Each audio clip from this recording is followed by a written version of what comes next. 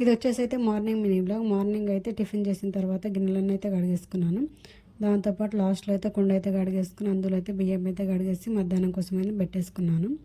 తర్వాత అయితే నైట్ నానబెట్టిన శనగలు పెసాలు ఉంటే మొలకలం కోసం వాటిని అయితే మళ్ళీ 2 సార్లు కడిగేసి మూడైతే గట్టి పెట్టేసుకున్నాను. రేపు నైట్ వరకు అయితే మంచిగా మొలకలు అయితే వచ్చేస్తాయి. ఇక టమాటా రసం కోసం అయితే టమాటాలు అయితే ఉడికిచ్చేసుకున్నాను. అదేవిధంగా బెండకాయ కర్రీ కోసం బెండకాయలు కూడా కట్ చేసి అయితే పక్కకు పెట్టేసుకున్నాను. తర్వాత ఇక టమాటా రసం కోసం అయితే టమాటాకైతే తాలింపు కూడా పెట్టేసాం. తాలింపు పెట్టేసిన తర్వాత ఒకవైపు బెండకాయ ఫ్రై కోసం కూడా బెండకాయలు కూడా వేసేసా. లైట్గా ఆయిల్ వేసేసుకొని మా సైడ్ అయితే 2 నెలల నుంచి అయితే ఫుల్గా వర్షాలు పడుతున్నాయి. డైలీ ఉతికిన బట్టలు అయితే ఎండడానికి అయితే ఇబ్బంది ఉంది. ఒక బకెటెడ్ బట్టలు అయితే నానబెట్టేసా ఉతకడం కోసము. ఇక్కడ కర్రీ అయిపోయిన తర్వాత అయితే అన్నం కూడా పెట్టేసాం మధ్యాహ్నం కోసం అని చెప్పేసి.